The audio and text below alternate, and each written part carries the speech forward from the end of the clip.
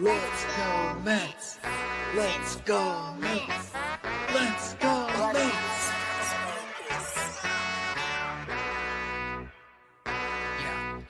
Yeah. You gotta believe and invest with your heart. Orange and blue till Mets do us part. Spring training, oh yes, it's the start. City Field gritty till Mets do us part. Hit home runs and knock it out the park. Big Apple till Mets do us part. You gotta believe and invest with your heart. Listen to the show till Mets do us part. John from Brooklyn, KB reps NJ. With the other team, I don't care what your friends say. Mets fans, we focus like a sensei. Listen to the podcast Monday, Wednesday. Made a couple bad plays, but we still won. Character, yup, we're gonna build some. Are you gonna check the pod? Is real fun. Just like Mookie, I will, son. So invest with your heart. Orange and blue till Mets do us part. Spring training, oh yes, it's the start. City Field gritty till Mets do us part. Hit home runs and knock it out the park. Big Apple till Mets do us part. You gotta believe and invest with your heart. Listen to the show. Available now on all streaming platforms. If you love the New York Mets, check out Till Mets Do Us Part. Enough rapping. Let's get to yapping.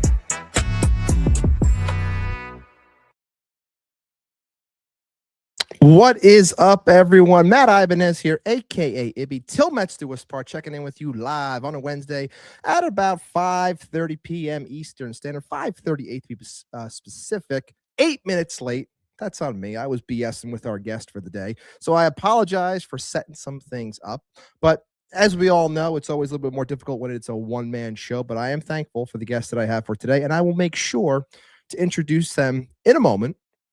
But I am trying to get some things posted for the show since X is still being very difficult when it comes to getting everything out there and proper. So bear with me as I'm getting some things posted. But I want to make sure that all eyes are on today's episode because we do have a fantastic guest.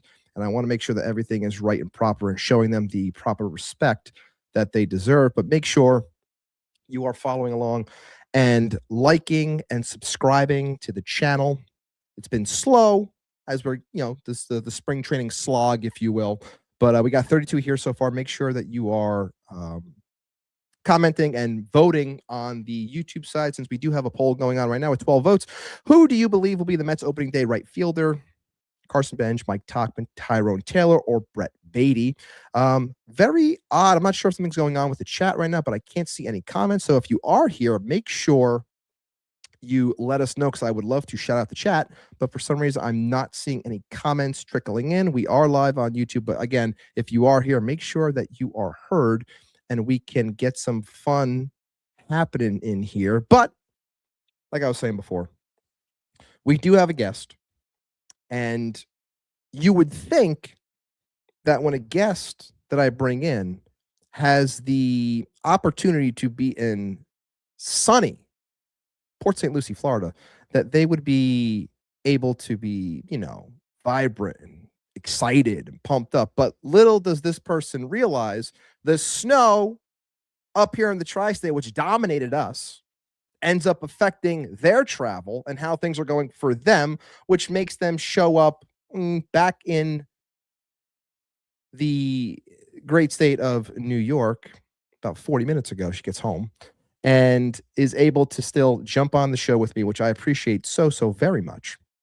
So I'm going to bring them in right now. Your favorite Mets writer's favorite Mets writer of On and J, Mets writer, Miss Gab Rossi. Gab, welcome back to the show. How you doing?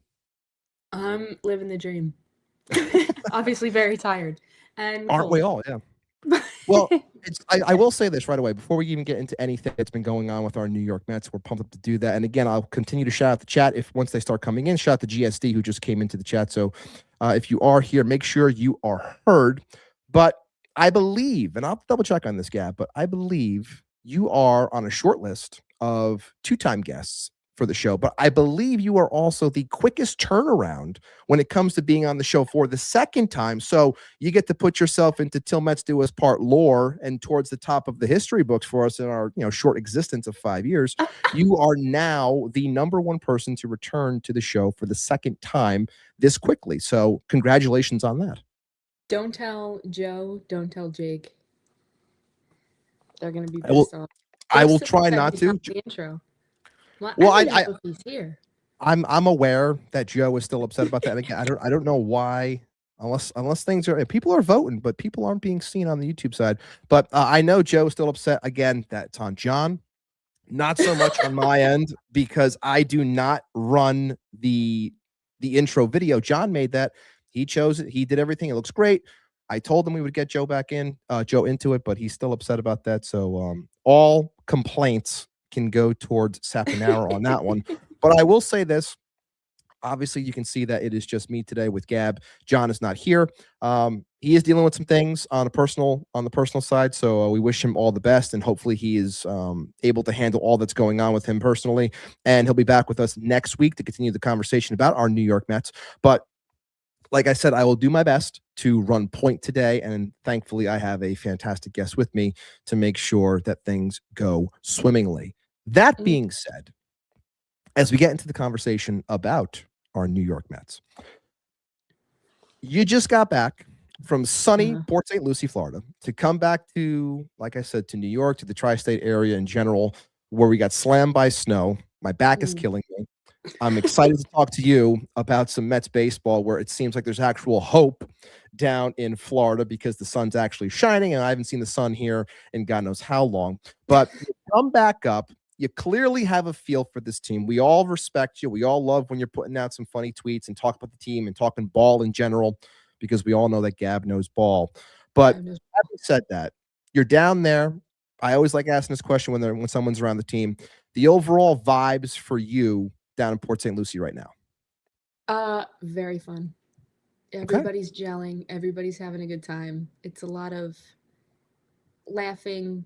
I don't want to say it's cliquey, but it is a little bit. I think people have found their group, which is good, and there's obviously some overlap. I noticed a lot of interactions between maybe the unspoken two groups. Okay. Wink, wink, wink, wink with Freddie. Okay. It's a good unifier, I'd say. So I really liked the vibe that I'd seen from him. In the dugout, obviously, there were all those clips of Juan running through and high-fiving everybody, and obviously Francisco is injured, but he's still around. Marcus Semien is obviously close with Bo, those kinds of things. But, I mean, everybody was a little bit chummy, even on the first day, regardless of a little bit of shyness, I think, in the initial with the media, per se. Nobody likes the media, but that's okay. But definitely fun. It's energetic. It's different. It's a lot more sharp in the fundamentals, I'd say. They were running a lot more basic drills than I remember last year. More just kind of, I don't want to say elementary, but fun. There was a funness about it, so it was interesting to see. Would you say that between the 2 years, did you think that, because of this massive changeover, were you shocked that it was able to look and feel as smooth as you're describing it, like the chumminess or what have you? Because it's a lot of new faces. There's a lot going on. There's a lot of new different personalities. We do have some consistency, like you said, like Sotos and Lindors of the world. But when you lose other names that we are no longer saying on the show, because we promised that we no longer say these names on the show because there's no need to. But when we're bringing in so many new faces, and not only different faces, but faces that are, that have a leadership quality to them that they had in previous clubhouses, that being the likes of, like you said, Semien or a Polanco, guys like that are unifiers or what have you. And like you just said, Freddie Peralta, does it shock you that they're able to gel that quickly? Honestly, no. I think that these are guys that have obviously known each other outside of, maybe their respective clubs. I don't know if they've come up in other, I honestly, I can't speak to other overlaps and whatnot that might have happened years before I started writing. But in that sense, I mean, I know there's all this talk too about them going to mini golf, or is it tonight or tomorrow night or something like that. But we didn't hear about those things last year, obviously. And there was all this talk about, possible divisiveness between Francisco and Juan and all of that. It was such a tired storyline for the entire year. And even if it's just at its core a way to kind of nip that in the bud, then fine. But really didn't seem that way. It seemed genuine. Everything was very lax, even though they were working very hard. Something that I noticed that I really liked seeing, especially from like a spectator standpoint, was that even though they were having fun and goofing off a lot, they were still doing very aggressive drills and practicing, which honestly was something that I nitpicked last year as a writer. I kept calling it laissez-faire baseball. I didn't seem like a lot of them were being, aggressive in the field, aggressive at the plate, but even in these practices, they're having fun and they're goofing off a little bit, but they're still playing as if they were, back when they were trying to make it as a ball player. So that was kind of cool to see. I think a lot of us, we've been saying this for a while on the show, and I know we've had conversations, and you felt the same way throughout the season, where it felt like the team last year was kind of resting a little bit too, like resting on their laurels a little bit too much, like coming off of 24 and thinking that everything was just going to come, come across as simple because you just, add a Juan Soto and it's all going to be gravy. It's all going to be fantastic. We're going to get back to where we were. Not so much the case. So when you have this changeover, then obviously it kind of lights that fire, not only for the ones that have, been here, especially the ones that have been here, but the ones that are coming in. Like, you clearly need to bring it back to square one in a sense, and, bust your ass on those fundamentals, and having guys, I think someone like a Semien, especially, like having a guy like that definitely is going to hold people accountable in a sense, especially when it comes to the simple things like that. And I think to the game yesterday, I don't know if you were watching, but like I was angry, and I shouldn't be angry like during a spring training, but like it definitely sticks out as something that you don't want to see happen during the season. So, let it happen now. But Semien at second base looking to turn two, and Mauricio throws one, and Semien's just like, what are you doing? And then like, did Mauricio forget that, there was only what, like, did he forget how many outs there were? And clearly he didn't. You can kind of see that Semien was kind of wearing on his face a little bit, like, come on, man, we got to be sharper than that. You got to be better. But having that happen now is better than later. But trying to nip that, like you said, in these situations is going to really benefit this team moving forward. Yeah, I would agree. Definitely in the sense of maybe ironing out those, I don't want to say like shitty no-brainer kind of things too, because, in the moment we can't speak to that because we're not professional ball players. But having played sports growing up and all of that, thinking about, how quick those decisions have to be made and whatnot. And yes, sometimes there's a mindlessness to it, but to have those kinds of presences on the field, I think is definitely going to make a change. I think too, I don't want to go and, right, just like you said, talk about those that are no longer here. But in that sense, there was a seriousness that didn't translate in the productivity, I think, last year. You have players that had been there for a long time, players that had established themselves that maybe were aged out beyond what was brought in. I definitely think the group of guys that they've brought in is a lot more complementary to, the pillars that they've instituted in Francisco and in Juan. Francisco obviously is a little bit older than Juan, but they do complement each other well, especially in their playing styles. But I mean, with the big fish, if you will, no longer being here, regarding the Mets organization, having that pivot to Juan and who they're really building around, having complementary playing styles, complementary approaches at the plate, in the field, in the base paths, even just attitude and things that they like doing off the field and whatnot, I think is just going to create a more synergistic approach to how they play the game. I would agree.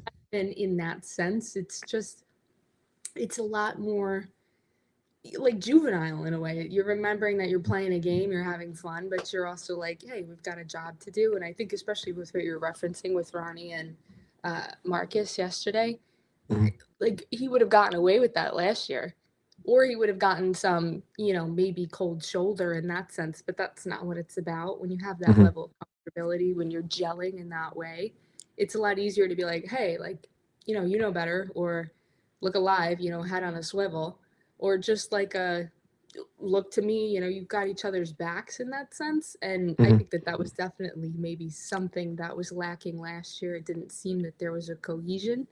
It wasn't a reliance on each other. It was like, an individualistic do your job approach, but it's still a team sport. Yeah, you definitely have to find that. You got to find that balance, if you will, because as much as we talk about baseball being individualized because you have to throw, you have to hit, you have to catch, there still has to be some sort of camaraderie in a sense. And I feel like that was really lacking last year, and seeing those things play out, at least in the early going, is a fantastic thing. Even though I will say I was cracking up when you sent a tweet today about how, yes, they're all playing golf together, but we had to, the response of somebody showing the scene in Happy Gilmore of Happy and Bob Barker fighting for Francisco and Juan, I thought was very funny and fitting, because that's probably what will, somebody writing is going to end up saying that these things, it got a little bit too chippy, or there was a cold shoulder, like you just mentioned before, during this golf game. But of all the things, you saw a lot, obviously, hanging out down there. Did anything in particular stick out to you the most, where you came back and whether it was a good feeling or like a oh my God, like a bat, like did something in particular stick out to you while you were down there? I think definitely watching them using ABS again in live BP, Okay. but also just kind of watching the pitchers warm up. I think I don't want to speculate too much on, what people had been putting on the internet regarding injuries under Jeremy Hefner and all of that. And hopefully it's a nice, bright, forward-looking approach going forward. But again, it kind of translated elsewhere. I think it was funny to see Juan, who is known for his, insane plate discipline and just natural feel for when he's in the box. Seeing him just kind of joke around and kind of come in with a little bit of, I don't want to say like swagger, but in a way he doesn't always flex that muscle, and I think he definitely should. I think it's good for him, and he's known for that. He's very humble. He's known for being humble and quiet and very about the game, and like pretty much just his family. But in that sense, coming onto the field and him, joking around with JP, and I think it was Nolan who was pitching when I was there, and they were doing rock, paper, scissors or whatever about the ABS challenge, which was fun. Yeah, but that was great. Yeah. It was a way for them to also kind of integrate that into the game and kind of have a more serious but fun approach to it. It's a way for them to bring themselves more to their roles. I think that's extremely important. And when you get, in the dog days of summer and you're not winning, it's a lot easier to be kind of shitty and quiet and whatnot. Yeah. But yeah, I think that too. And just watching live BP, really seeing the ones that stuck out to me beyond, say, seeing Freddie for the first time and David and Clay, but watching Devin and Luke, that was really interesting. They seem to gel pretty well. I think Alvy caught Devin, if I'm not mistaken, and then Luis caught Luke. Okay.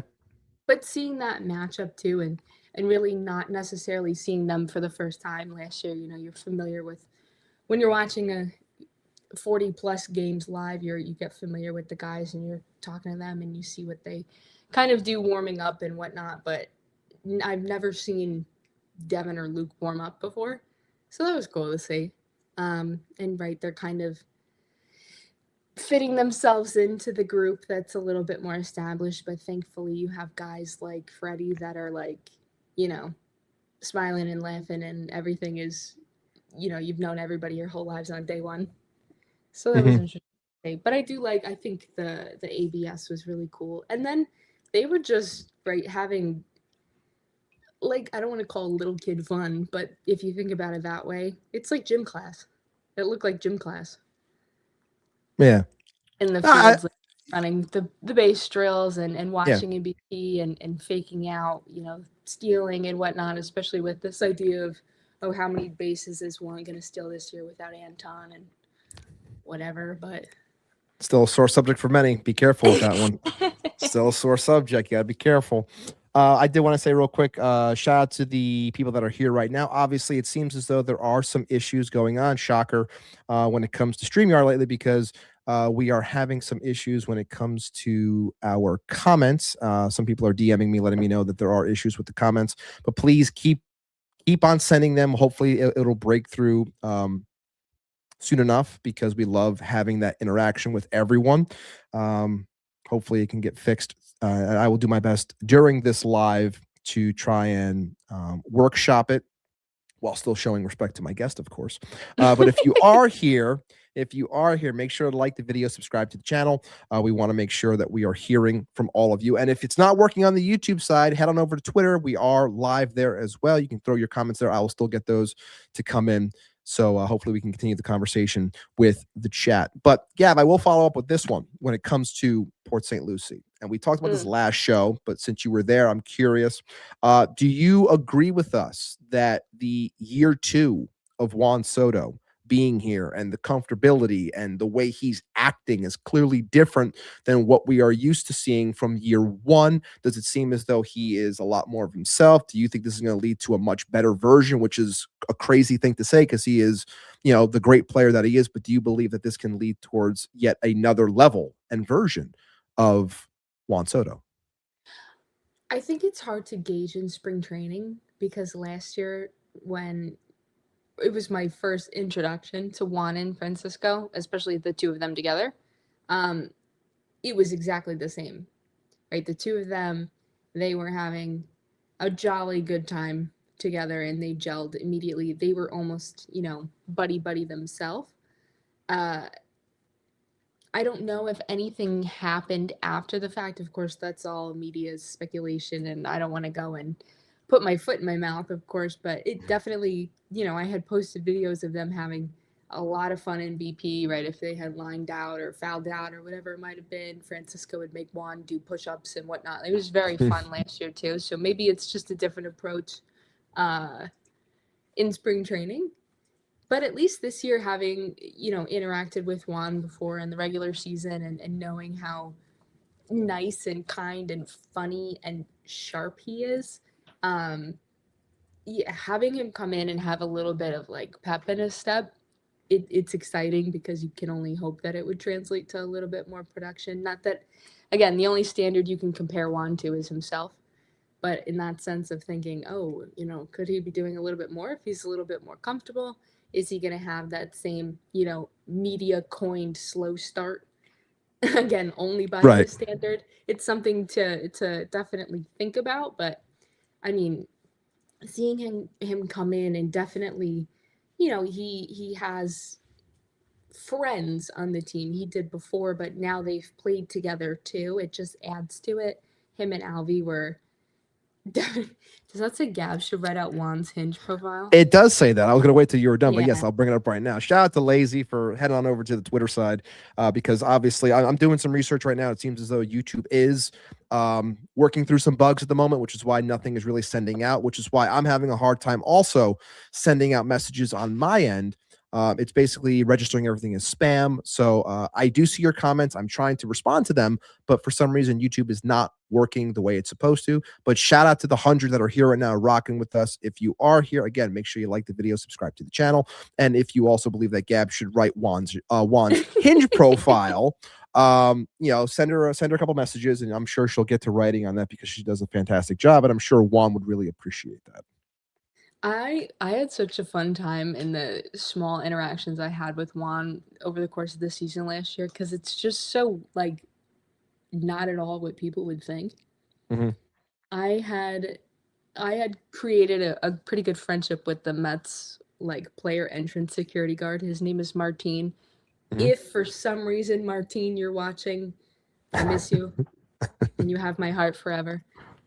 We would bring each other little snacks and whatnot, and we would sit. Because my first day, right, they don't. All right, I'm gonna give you some behind the scenes knowledge here. Most teams, right, they don't want to give the media the full lowdown, and that's on purpose. But especially with the Mets, it was my first day. I had no idea what I was doing, no idea where I was going. And Martine, he grabbed me and he kind of was like, "Come here, come here. Let me give you a little breakdown of how things go."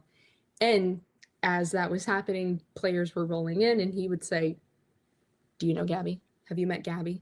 So it was a little bit funny in that sense, and I'm so unbelievably grateful. But that turned into like, obviously Juan is on the team and he's very shy and all of that. They don't particularly mingle with the media, of course, beyond the professional sense. So while it was definitely an informal introduction from Martine, it was pretty funny. I have a photo of Juan, my friend Jeff from SNY, And Juan, it's on my desk, and my other clients in my real life job, they'll ask me about it, and I will so coyly say that it's my good friend Juan. Well, I mean, as you should. I mean, if I had the opportunity to have that too, I would run that into the ground. Like, it's my good friend Juan. You don't know him? I mean, he's just, the generational left-handed hitter. Modern day Ted Williams. That whole thing. Yeah, he's my friend. That's why I took the picture. But no, I would do the same thing.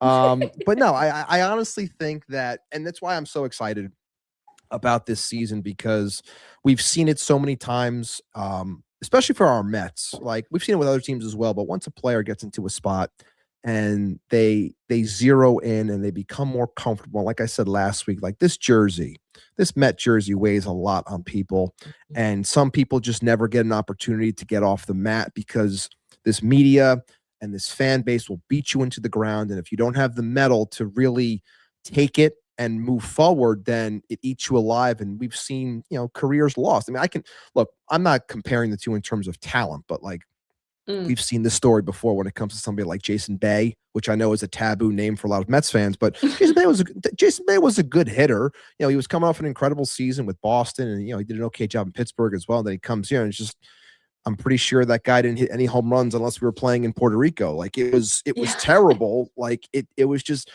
but that's what goes to show you, like, it's hard playing here. But when you have the season that Juan did and people wanted to question it, which is insane, as he finished third in MVP voting, I really think that there is another level. And I think that once you become more comfortable in a place, it really unlocks you to be who you are truly meant to be.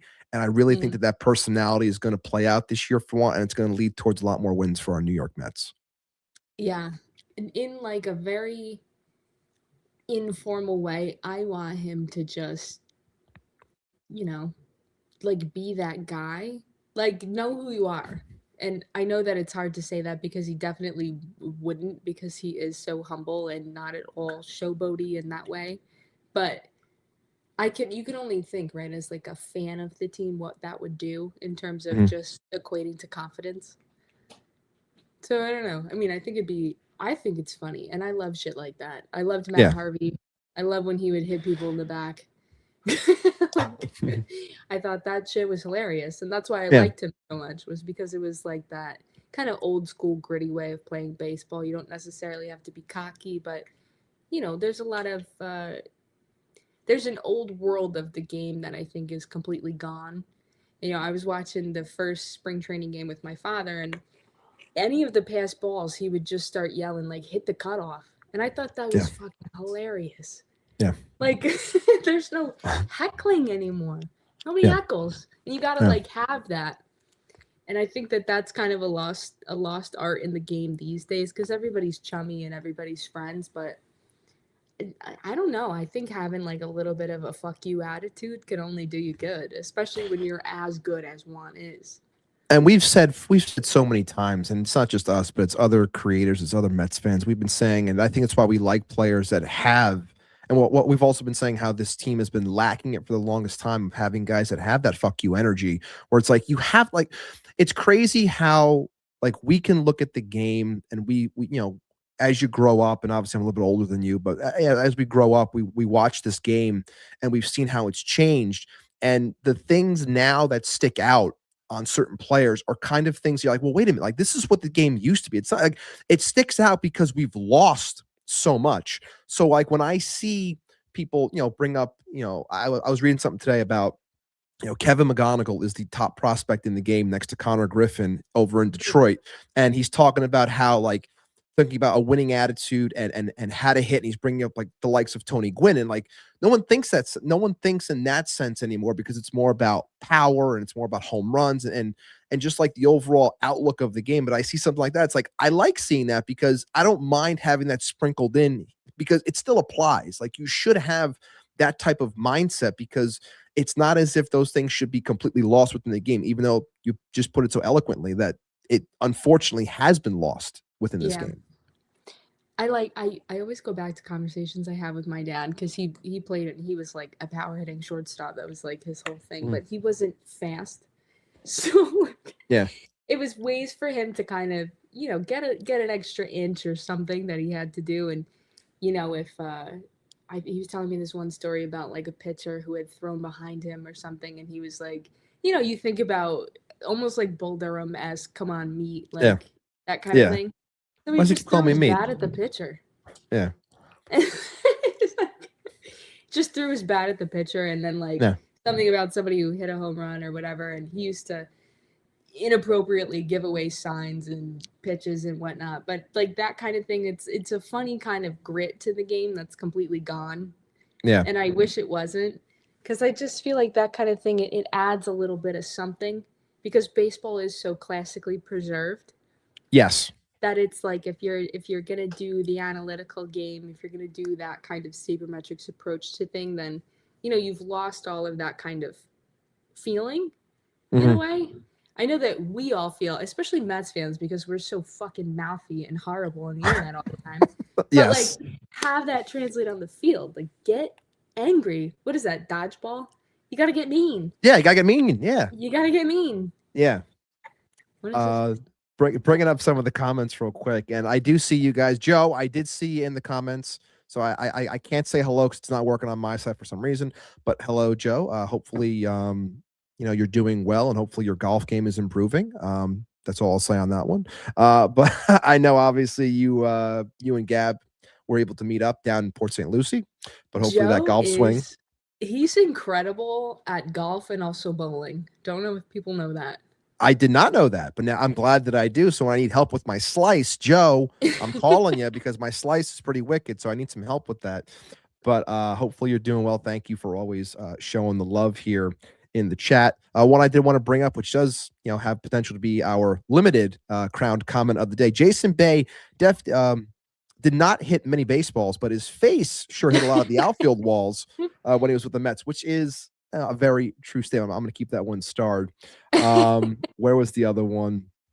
Oh, Lazy asking, of course, where is Gab's crown? If she doesn't have one, I do still have one here that we can pretend that I put on her head. Here we go. Put it right over there. Boom. She does have a crown. There she goes. But yes, she is a two-time crowned comment winner. We all know that Lazy wants to retake that crown for himself. But either way, I am very happy with how the crowned comment has been coming out for a lot of people having a lot of fun with it. But to continue the conversation, it'll be our last one before we get into the break, obviously. But I did put on the description today, and a big part of the headline or I should say the title for the episode is Bullseye on Bichette. And I do feel that Bo Bichette has this giant target on him. And we saw it happen in classic New York Mets coverage fashion of throwing a ball that people want to say is a terrible throw. He doesn't have an arm. He stinks. What a waste of $42 million. He's a DH by June. Blah, blah, blah, blah, blah, blah. Just I don't need it, but that's what it is. So I wanted to bring it up because I think it's, and I'll say my piece real quick, and then I'll throw it to you, Gab. Like, I think it's absolutely ridiculous how we forget. I think it also shows that a lot of people, didn't truly grow up with baseball and understand that things take time to get ironed out. Better to happen during the spring than during the season. Understanding that transition does take time when it comes to learning a new spot. And obviously we saw Bo take the second base in the World Series very quickly. And I'm not worried in terms of third base, because for every rough throw that it might be that pulls the first baseman off the bag, one game we get a nice barehanded play that nobody is talking about the next day, because that doesn't fit the narrative that goes with Bo Bichette is stone hands. Bo Bichette can't do anything. Bo Bichette is a waste of $42 million. And I got plenty to talk about Bo throughout this episode, but I just want to throw it to you because, you see that happen. I mean, I could ask you, does it really shock you? But I think I know the answer. But when you see the response after that, and then the lack of response for yesterday's game, does it really shock you? Not at all. I'm like, I understand how media is positioned, especially in New York. Having been a Mets fan my whole life, right? You hear it, you've never not heard it. But I'm just so fucking sick and tired of it. Because right, you sit in a room with these people who are coming up with these headlines and these narratives, and it's like, you shut your laptop and you're just looking at them like, what the hell was that? Yeah. Yeah, I mean, I understand that there's a narrative and there's a whole industry and payroll behind it, and I totally get it from a professional standpoint. I do, but at the same time, it's kind of like, why? Do you believe, and I've been saying this since episode 1, and shout out to us as we are at episode 234, 5 years, the reunion coming up for 5 years, our anniversary, I should say. I've been saying it since episode 1. I'm going to ask you right now if you believe it to be true as well. Do you believe, and since you do write, but I believe you write when it comes to, actually having a head on your shoulders, and I respect the way that you write when it comes to covering this team, but do you believe that the media in general, when it comes to, the ones that cover the team for their job versus the national media as well, do you believe that the New York Mets are not allowed to be covered in a positive sense the way we want them to be, because we always have to have king and jester when it comes to two teams in the city? And we all know that the Yanks get better coverage because they are viewed as king, whereas we need to have good versus bad because we can't have all good. Do you believe that? Am I stretching it when I say that, or do you think that there's some truth to that? I think you hit the nail on the head, if I'm being honest. I don't know what it takes. I don't know what it's going to take for New York media, especially, to look at the Yankees. Not to make this completely about the Yankees, but No, never. look at the Yankees as what they truly are and not what everyone expects them to be, or this fabricated mystique. And Yes. if you want to use a new word, aura, because I'm sorry, you had a piss poor off season. Mhm. You didn't do shit. You're putting the same team on the field, and what, Garrett Cole is healthy, and suddenly you think that equates to 27 World Series wins. There were 8 teams at the time. Like, it doesn't equate. And for this, I'm going to use my favorite word, right? Hubris. Yeah. Of not only fans, but their media, about a team that doesn't win anymore, to constantly put them and position them against the Mets and make the Mets look like some silly little brother, if we're going to use the terminology that they will. Right. It's just so tired. And Very tired. the more that it's perpetuated, the less humorous it is, right? It's just annoying now. You see these things on, right, because we have access to social media and whatnot, and people have their one-off thoughts on Twitter and whatnot now. It's just annoying, and it's unintelligent. And I will die on that hill. I think when you attack the Mets for things that are obviously not what would be, say, translated if it were the Yankees. I mean, look at your starting shortstop. You want to talk about hubris? And okay, Bichette made an overthrow, but he made an awesome barehanded catch in the same, 3 innings. Right. Anthony Volpe couldn't hit water if he fell out of the fucking boat. But nobody wants to address that. Nobody wants to say, just like it was with Alvy and Brett last year, they can't hit anymore. They're struggling. They need to be sent down to AAA. What's with the prospect hugging? Yada, yada, yada. But then you look at the Yankees and but they're preserving what I'm so sick and tired of the highbrow nonsense from the media, because it's just not true. It's not true anymore, and it hasn't been for 20 years. No, believe me, I've been saying that for the longest time, and I think that they're more about their bottom line as opposed to actually getting better. But no, I just think that it is, like, the sad part is, I think if this team, and we all want it to happen because we're all so thirsty for it, it's been 40 years. Like, even when this team wins, I guarantee you there's still going to be negativity tossed at this team actually winning. And that's the sad part that frustrates me. But at that point, I don't think I would care because my team would have finally won. But I just feel that, it comes from a place also where I think that I don't think, honestly, I don't think that anyone reads anymore. And I think that everything is just based off of headlines. And I think that we're so desperate from a society standpoint to get more clicks and get more likes and get more traction. Controversy creates cash, what have you, whatever it may be, and running with negativity as opposed to just good writing. And I think that that's kind of poisoned journalism in a sense. We've talked about it time and time again. No one cares if you're right, be first.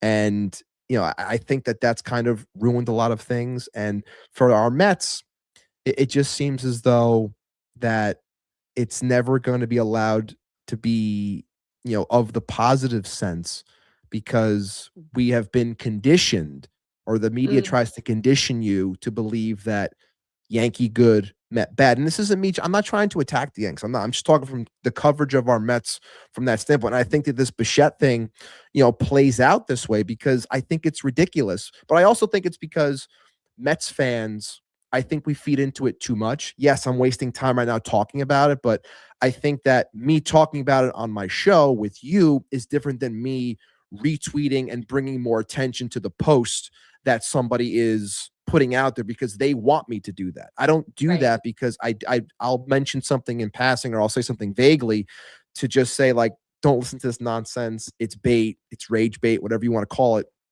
But I just think that I think Mets fans fall for the trick too much, and that's what they want, and they know you're going to do it, and that's why they do it. And that's the frustrating thing, because they know that they'll post the negativity, it'll get 50,000, 100,000, 200,000 impressions, and the comments will be through the roof. But the second they post something positive, you'll get the 4 or 5 Mets fans that are like, ha, F you. See, he can make a play at third base. And they're like, see, there's no traction. We don't care about this. Give me the next error, and we'll post that instead.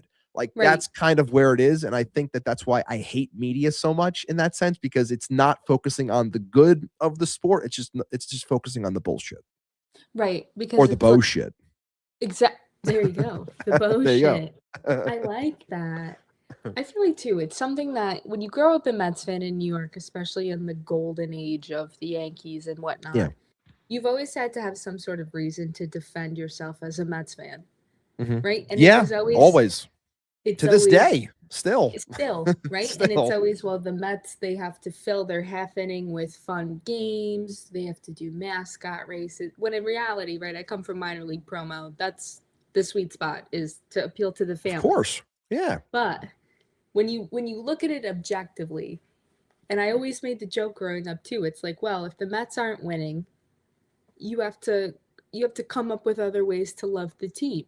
And it's like, yeah, sometimes that's true, but it doesn't fit the mold anymore, right? The Mets, you have an owner like Steve Cohen, who, and again, they completely gutted the team. So, like, how the hell are you going to run the same narrative when 60% of the guys aren't here anymore? It's done. It's exhausted. Yeah. You can't say the same perpetual bullshit anymore. They're not here anymore. Like, I feel like, too, that maybe, and I'm hoping, this is the year that changes the narrative. But I mean, already seeing how it's been twisted, and the Pete Alonso bullshit. I mean, I'm not one to start beef with anybody, but Wardy, if for some reason, if you're watching this, like, give it a rest, dude. Like, look, we've had Wardy on. The Pete Alonso thing, Yeah. you got to give the Pete Alonso thing a break. He left the Mets. They never gave him a meeting, a contract. No, they didn't, because they already gave him multiple opportunities, and he opted out of all of them. It's the same thing. Yeah. Now, every single time Pete Alonso hits a home run, it's going to be, the Mets, the Mets, the Mets. He's not a Met anymore. Like, the only thing I'll say is, why the hell is New York media covering Pete Alonso anymore at all?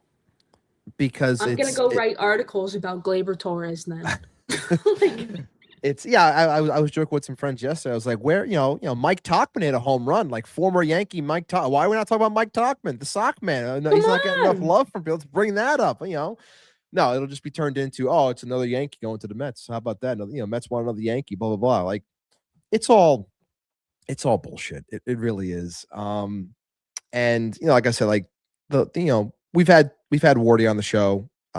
He's been good to us. We appreciate him and everything.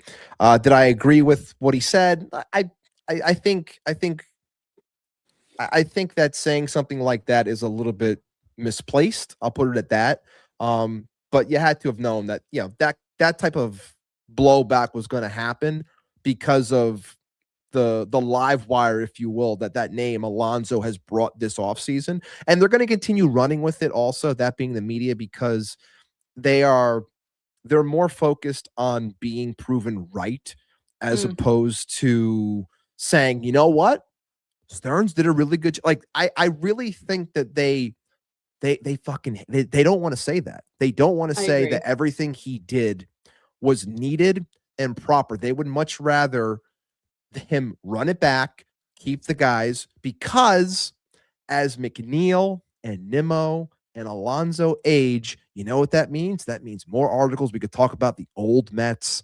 They wasted this money. They didn't, they opted to stay with the guys instead of changing. Like anything, that's what they wanted. And the fact that this team has gotten younger and is opting to play kids and wants to have some changeover. David Stearns is on today with MLB Network, sitting there, God bless him, sitting there with two people that have been ripping him for the entire offseason. And he's sitting there with, yes, a smile on his face, talking about how this team needed changeover and they weren't going to run it back and there had to be change brought.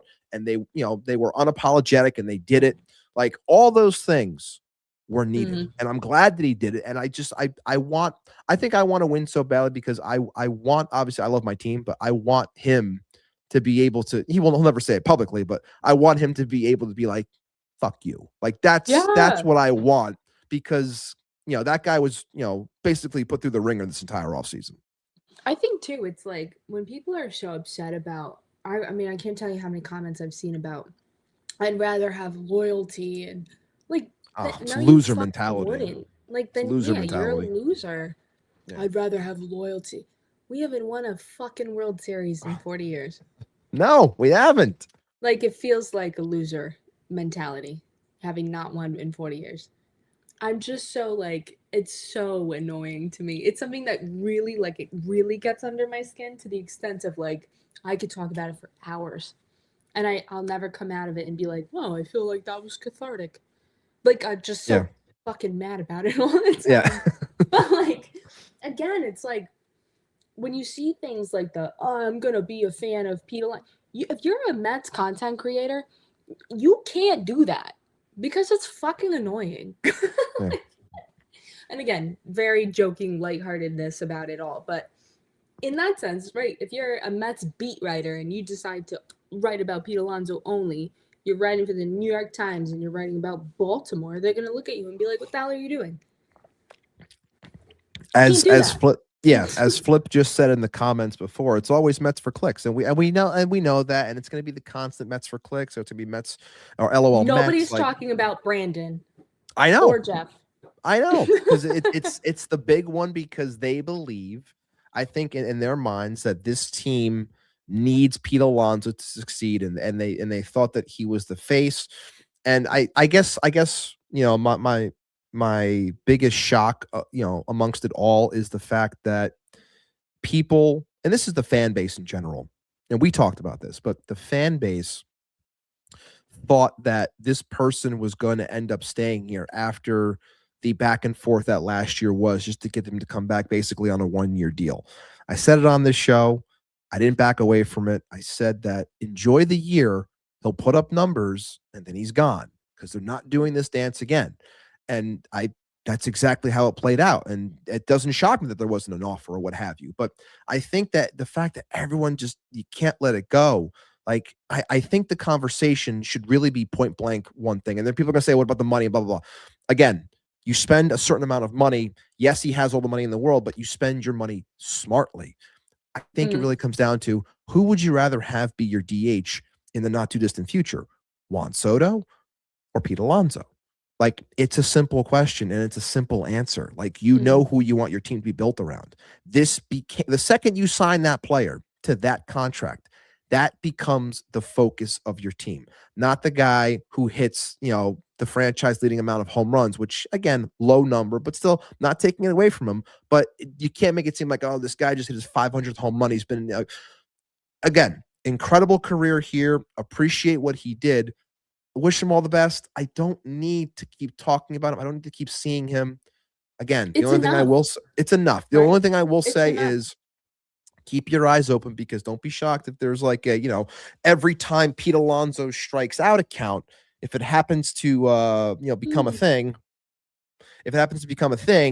after he hits a home run, don't be shocked if someone starts posting from an account like that. I remember in September of 2024 when all of the same people, because we're all up in Mets Twitter, I have my eyes on all of you Alonso apologists. They couldn't get this guy out of here quicker.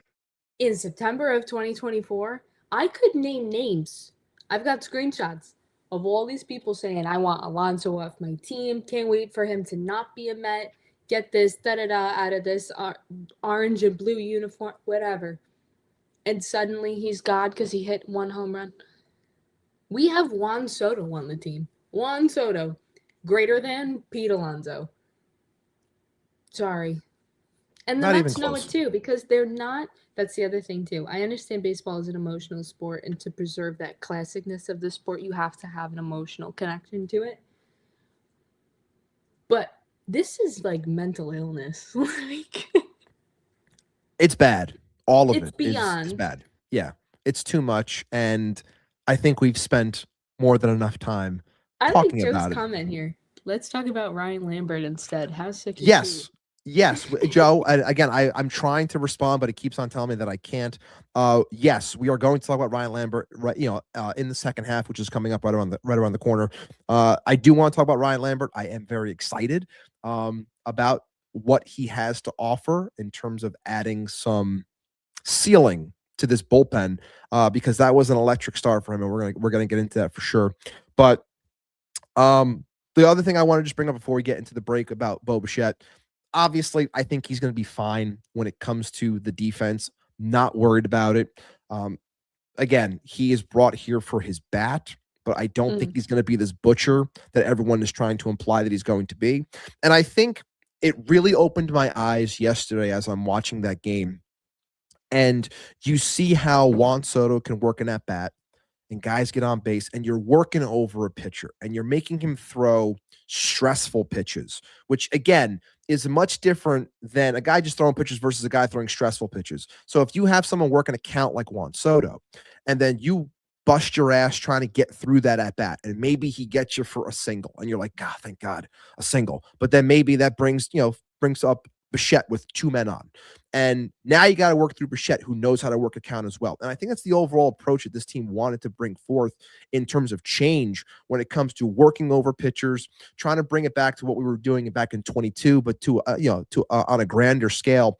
And I think that the at-bat that Bichette had, where he was a little out in front, but worked the count into his favor, and he hits one deep into the left center gap, and left fielder makes a nice play, makes the catch, ends up, being a sac fly, but just missed the home run. But like, seeing something like that makes me very excited for, the protection, if you will, of Juan Soto, because everyone thinks that, oh my God, no, Pete Alonso, like you think it has to be this certain type of hitter that Pete is in terms of a slugger. But I look at it and say, look, if I can have someone like Bichette behind him who can bat near 300, who's going to put the ball in play, who I know on the high end could still hit 30 home runs. And again, like I said, work over a pitcher, add those stressful pitches on someone, like it's going to lead towards runs, which is what we ultimately want to protect the pitching that we're running out there. So again, I'm going to be fine with Bichette. I'll throw it to you on your thoughts in terms of that with him as a hitter, but I think he's going to be fine. Yeah. I had like briefly touched on it in my last article, because I think that's something that people really need to get over too. Not to hone in so much on the fan reaction of it all, but it's what we're kind of immersed in every day. Having your 1 through 4, and again, if you're talking basics and going back to what we all learned growing up playing baseball, is that your 1 through 4, while it's great to have that mindset of one gets on first base, the other, they extend the runner, and so on and so forth, and then you clean it up essentially, right?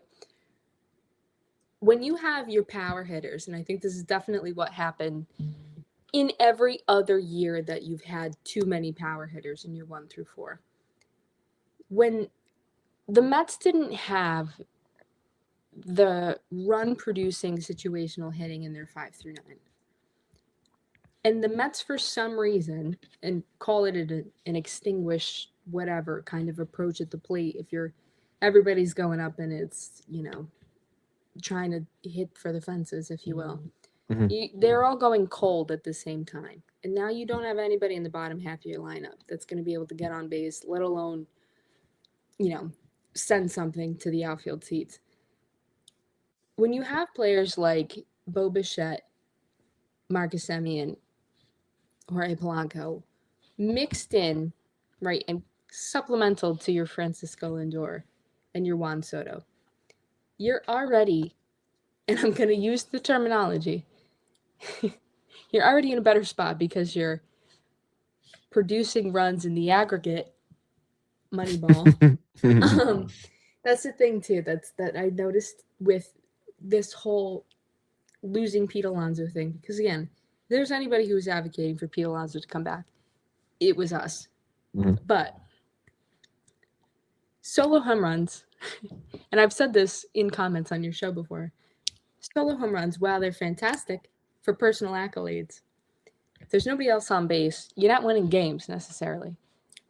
So you have to manufacture runs with situational hitting. So this lineup alone, oh, there you go, Joe, Luis Robert. That's another one who's going to be able to produce. You need to score runs. The Mets were abysmal when it came to capitalizing with risk last year.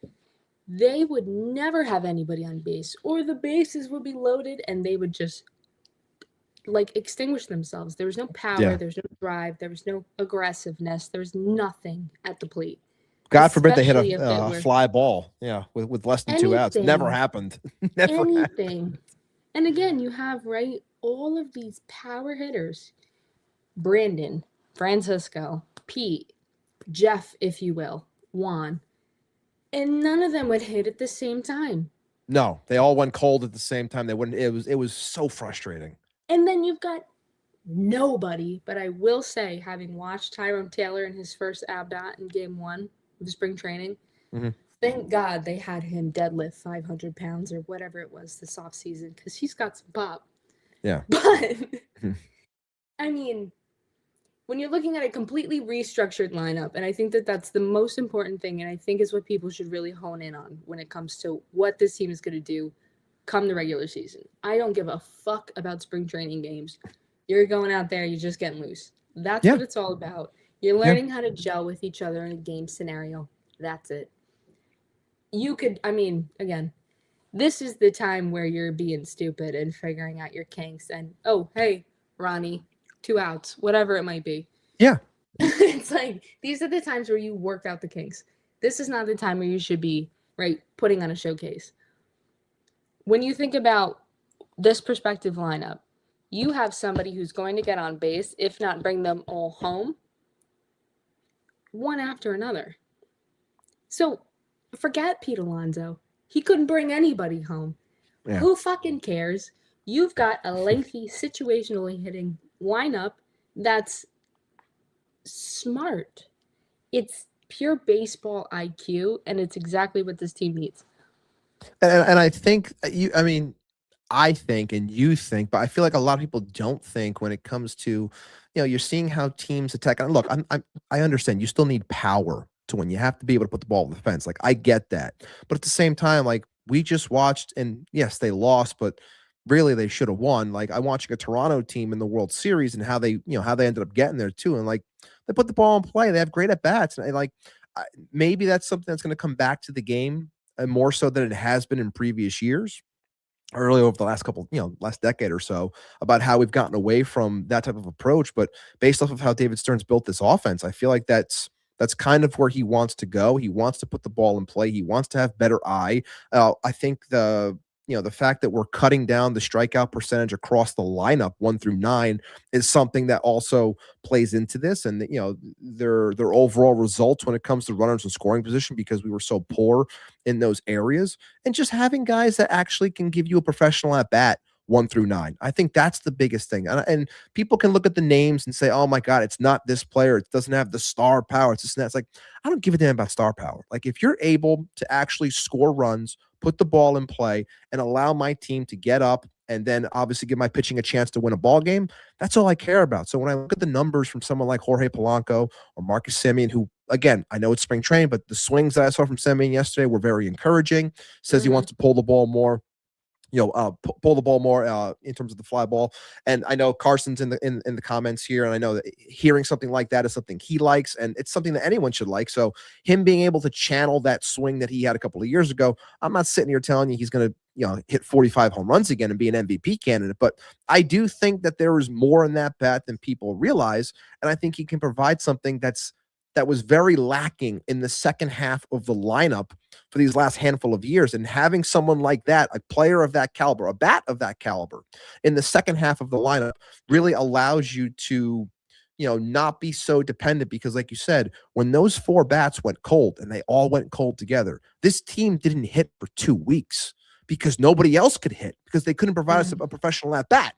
So it's like, that was the frustrating thing. So that's why I'm so excited to have this lineup and even take the chances that we are, whether it's, is this the year with Alvey where he finally breaks out, away from Chavez, pull the ball more, focusing more on power, having someone like Luis Robert come in, working with Juan Soto. He looks happier. He seems like he's he's more, in tune with his body, and this team seems as though that they have an idea of what's been going on with him. So we're going to take care of him. That's why they're being careful in the early going, but having a player like that, like having that sprinkled in. And look, there's going to be times where we're facing a lefty and you might see Robert batting second. There might be times where he's batting 7th or 8th in the lineup. And you're like, I mean, that's pretty damn good in terms of length for a lineup. If you're having those types of batters sprinkled throughout, I think it's going to lead towards more overall success. I really do.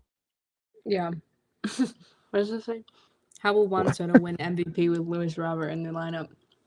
It's a good question, Joe. It is a good question, Joe, and we all know that Joe is very, very gung-ho and very pumped up about Luis Robert. And look, if he stays healthy, man, there's no reason why he can't be, at least a 2020 type player. It all comes down to health, because when he's been on the field, he's been able to flash. Hopefully the Mets can do a better job than the White Sox have done in terms of keeping him healthy and on the field. Just over the hour mark. Shout out to the 223 that are rocking with us right now, mainly on the Twitter side or the X side, because YouTube is a disaster right now. So if you are one of the 24 people on the YouTube side watching, unable to comment, please like the video, subscribe to the channel. Hopefully things can get figured out and we'll get this thing rolling next week in terms of the chat at least. But if you are anxious to get into the conversation, head on over to the Twitter side. It's on my page right here at @poise_Ibby, as well as the show page. Gab, I'm not sure if you retweeted it, but if you're following Gab, it's on her page as well. Be able to jump into the conversation.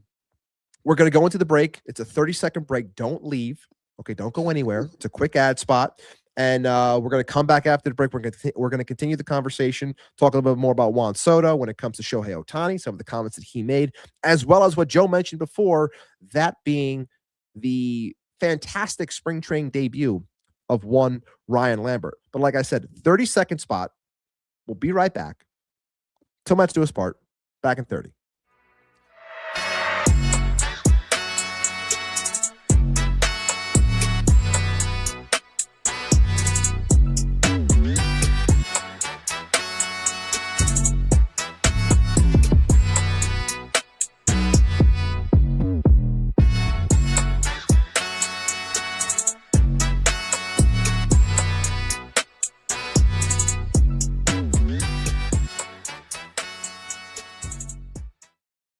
What is up, everyone? Matt Ibanez here, a.k.a. Ibby. Til Mets Do Us Part, checking in with you live on a Wednesday, 6:40 p.m. Eastern. We're on with you right now for a little bit over an hour, joined by, as I said before, your favorite Mets writers' favorite Mets writer, the one, the only Gab Rossi of On and Jay.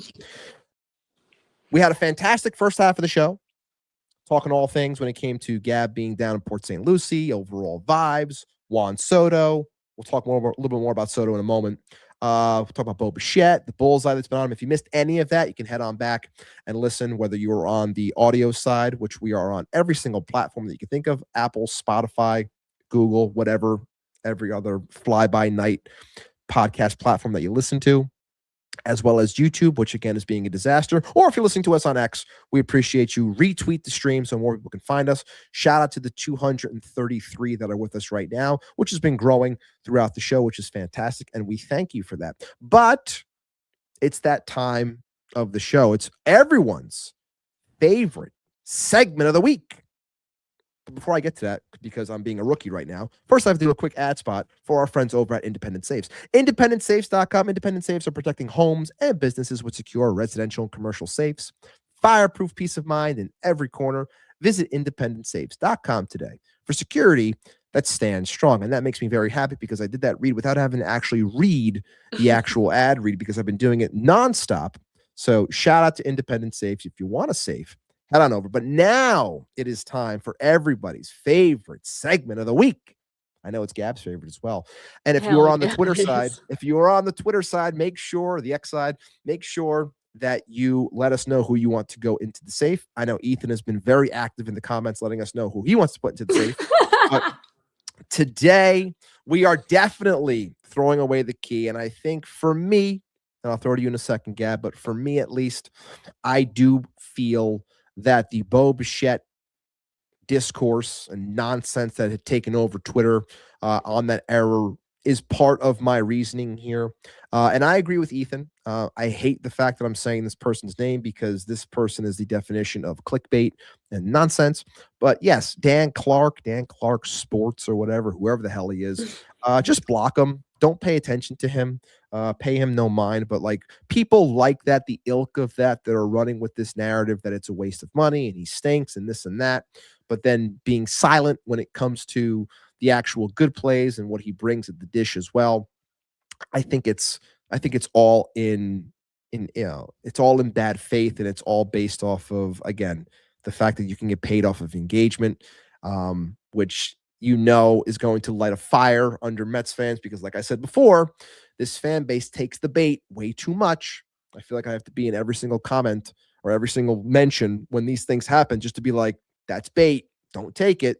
But a lot of people can't help themselves and they think they have to be heard, but it just further fuels them.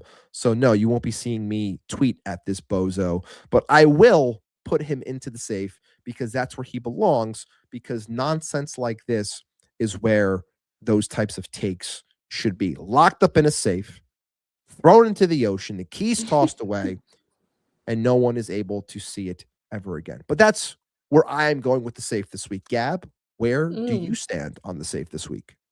I kind of want to put myself in this safe just so I stop responding to all of these loser comments on Twitter. I can't help myself sometimes. Mm-hmm. And I hate stupidity. I hate stupidity and I hate ignorance. And you and me both, girl. You and me both. It really gets to me sometimes. And like, Yeah. I think especially with how we spent a good chunk of the first half, like, I also have like an itch to scratch when it comes to being right about shit. Mm-hmm. So it's like, I mean, it sounds a little unprofessional of me because I think, one, this is a safe space, if you will, and a lot of the people that they do clap back to. That's why she writes everyone. Right. I mean, I can't help it sometimes. Like, if I think Yeah. you're wrong, I'm going to say something, Mhm. especially if we're all in the same space of things. I sometimes I can't help it. And I do think that it's ridiculous. And, everybody's trying to make a name for themselves. So stop tweeting stupid shit so I don't have to tweet back at you. I mean, you're not wrong. You're definitely not wrong when it comes to, wanting to lock yourself away. But, like you said, everyone's trying to be something within the space. Everyone's trying to find their own niche or what have you. but it's just gotten to a point where it's like you don't have to be this dumb about it. Like you really Right. don't. But there are countless people, and I still question if any of them are actually real. I think a majority of it is bots. But there's just so much nonsense. So I don't blame you when you want to just be like, you know what? I'll put myself in the safe. So I don't have to look at this. I'm tired of it. Just get me to baseball, which is then just going to bring forth more of, Mendy lineup decisions. That's going to cause the app to have a meltdown. And Mm. of course, whenever the first hiccup happens in terms of injury or somebody gets shelled in the staff, and everyone's like, "Oh my God, same thing, same old Mets." It'll be something different.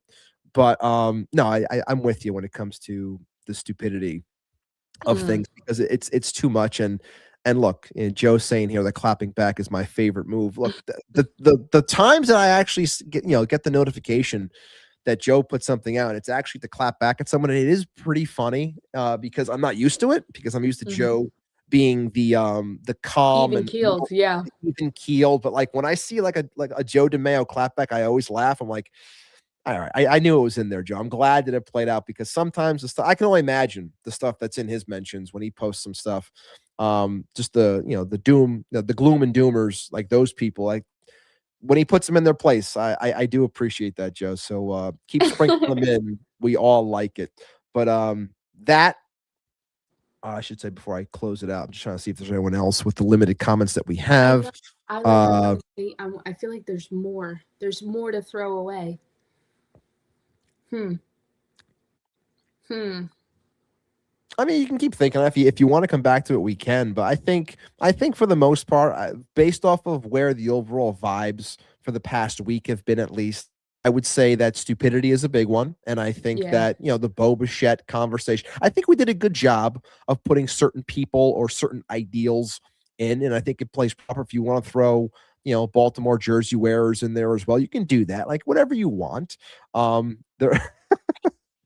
say, say that again. Crazy. It I is can't crazy. It believe is I crazy. saw that. Yeah, but again, it looks like Lazy's putting NJ Transit back into the safe as well, which is no shocker. Oh Um, no. so apologies, Lazy. Hopefully you are surviving NJ Transit with yet another nightmare. But again, shout out to Independent Safes for again supporting the show and supporting everyone's favorite segment of the week, that being throw away the key here on Till Mets Do Us Part. Now, another thing that I added into the description for the show, things we're going to be talking about, and I know that some people, which again, to Gab's credit, pointing out stupidity, people wanted to run with this one as well. Juan Soto, our Mm. favorite Juan Soto, who came in third last year, this past season, in MVP votes, mentioned that Shohei Ohtani better keep doing what he's doing because I'm coming for that MVP. Now, I don't know how that makes you feel, Gab, but to Mm. me, hearing my star player say something like that, knowing that when this star player sets his mind towards something like wanting to become a better base stealer or wanting to become a better hitter or wanting to hit more home runs or whatever it is, puts his head towards it and he becomes said thing. Now he's telling the generational, all world, once in a lifetime player, Shohei Ohtani, you better keep doing what you're doing because I'm on your heels. I'm nipping at him. And Mm. me hearing that fires me up because that's like that fuck you energy we're talking about. Like, I don't care who you are. I'm coming for that title. And people want to run with that and say, oh, he's looking about his individual stats. He doesn't care about this, he doesn't care about that. It's like, I'm sorry.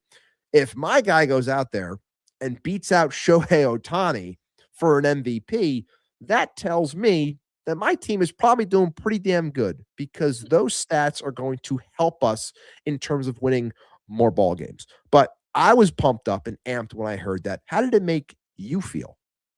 Yeah. I mean, 100% the same thing. As much as I appreciate Juan's laser focus on the game, and that's where it all translates, I'm waiting for him to be a cocky asshole. And I need it. And I I think him think some saying people this do too. feel that way already, though, too. I think people feel that, but I feel like they think that it's misconstrued because Mhm, people want to say in the same breath that he didn't put up the same regular Juan Soto stats that he did last year, mhm. but he did because again, the only competition he has is himself. But I do think that him having this mindset, I mean, it's only better for the ball club. Like, Of course. I mean, and you have guys of that caliber.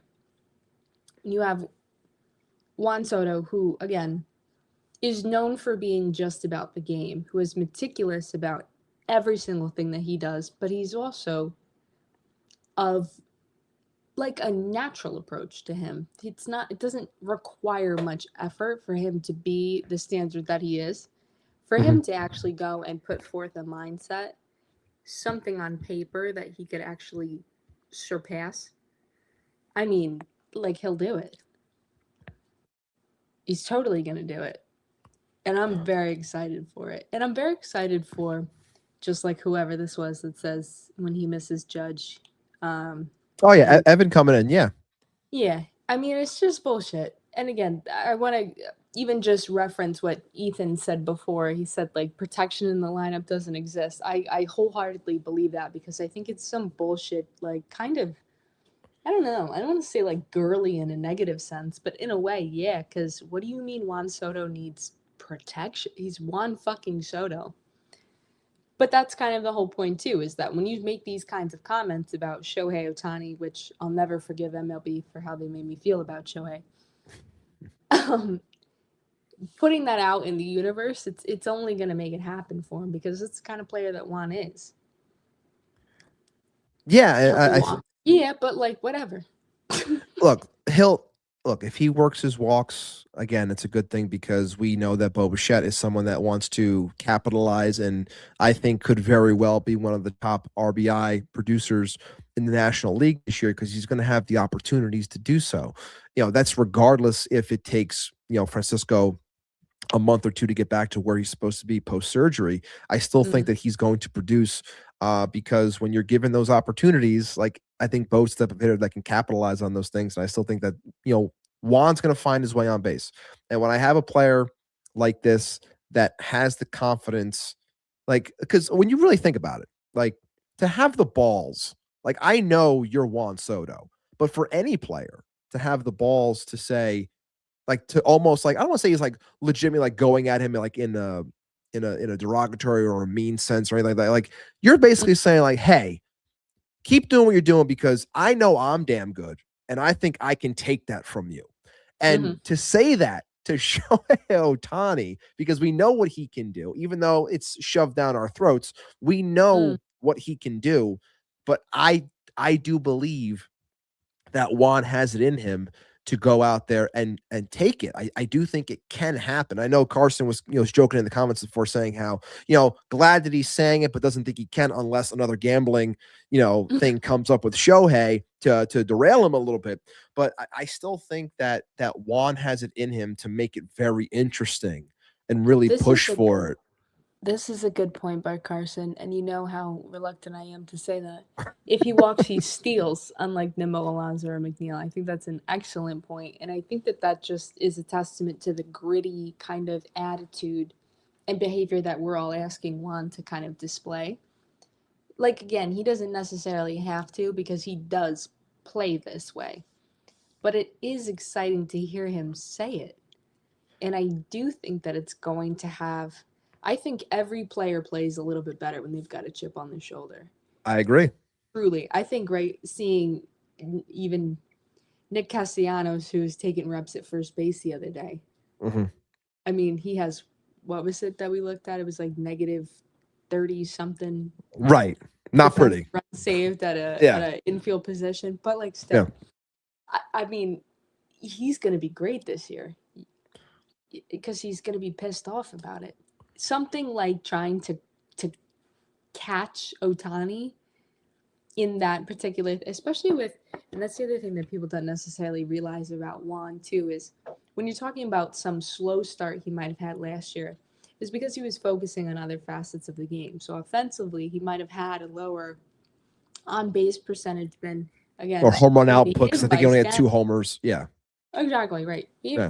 43 home runs. It was a career year for Juan, but people want to nitpick. It's like if he's going to put forth something that he wants to focus on, which he already said this year, he wants to win a Gold Glove or whatever it is. That's going to take some sort of adjustment period, and you have to in a game scenario. Mm-hmm. So when you're thinking about the slow start Juan had last year, he was doing a lot more in the base paths. Okay, now so he's switching to right field, but he really wants to work on defense. Is he going to put up those numbers in the first, I don't know, 6th of the season? Right. I wouldn't expect it. But if he has that mentality and he's putting that if he's holding himself accountable in a public sense because he's made these kinds of words and claims in the media, I mean, yeah, I wouldn't put it past him. I also don't love that Ohtani looks like he's an animatronic in the box, and I'm really, really hoping that somebody shoves it down his throat a little bit.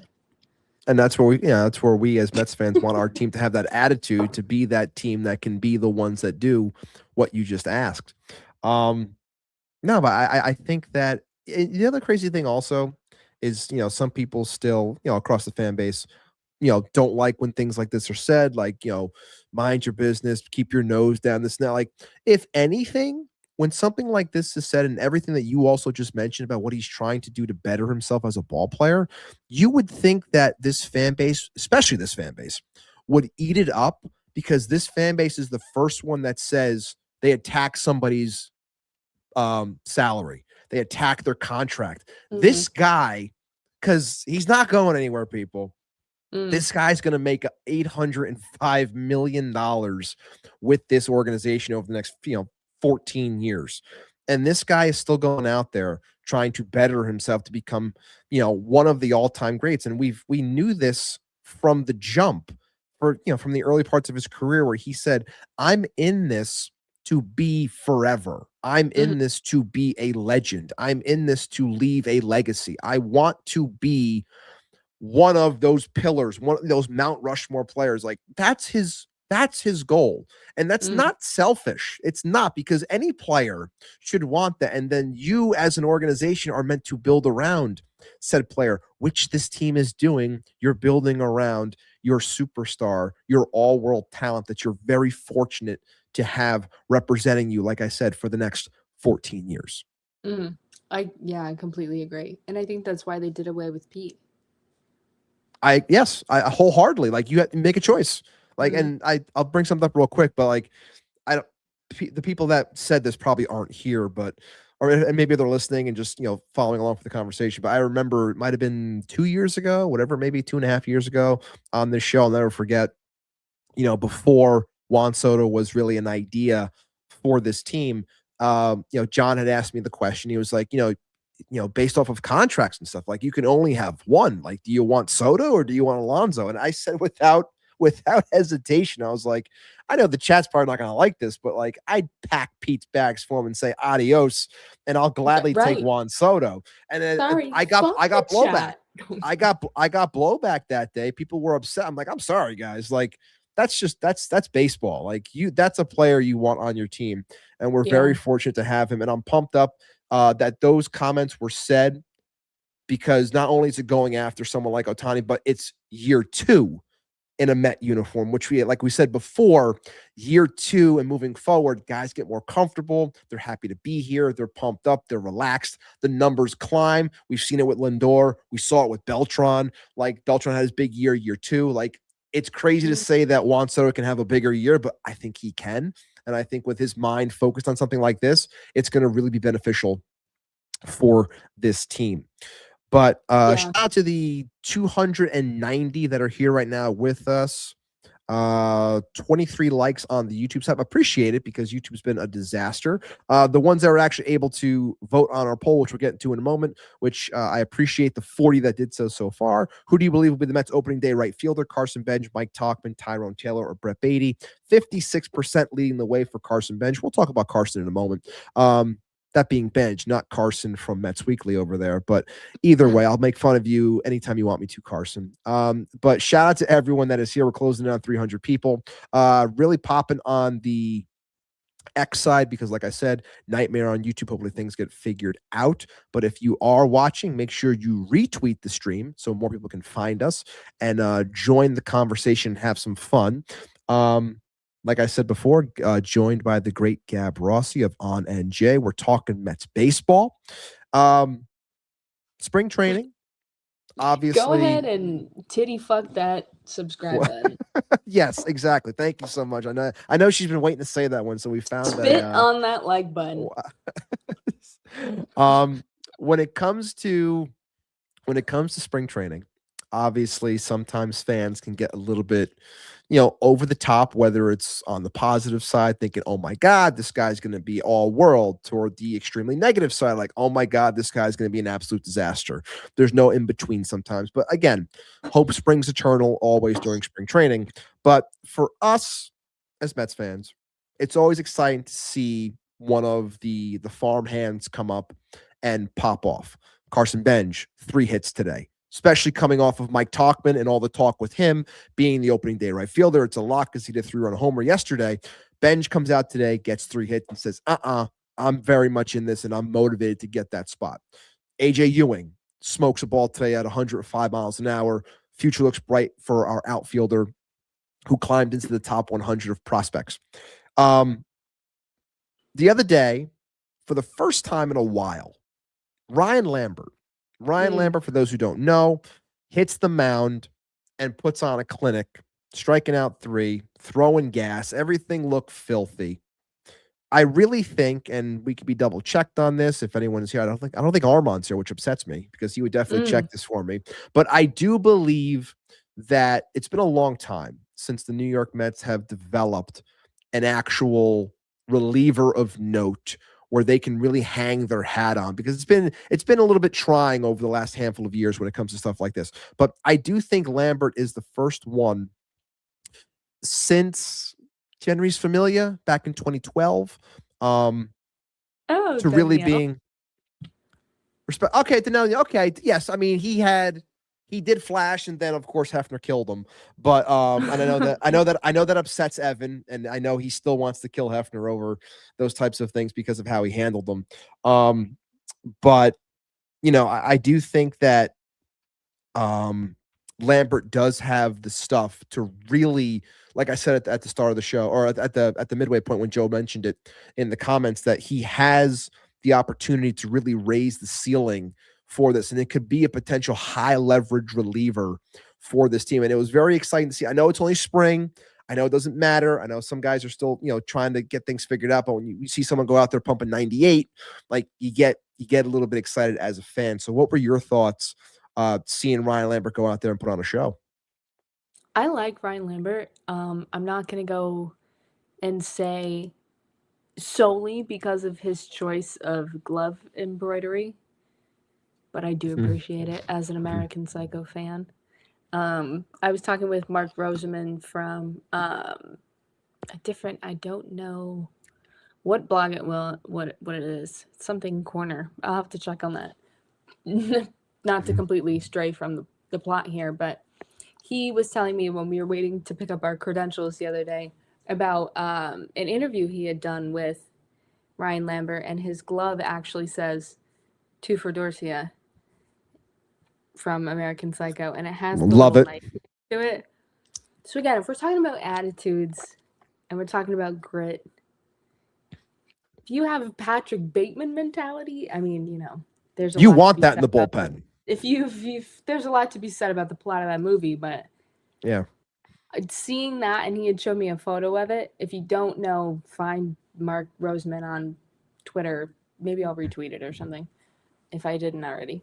But I mean, just for that to be a random thing, and I guess he was surprised when he asked him about it because it's not something that people know. So I thought that was pretty cool. But that aside, I mean, for the ride on his fastball,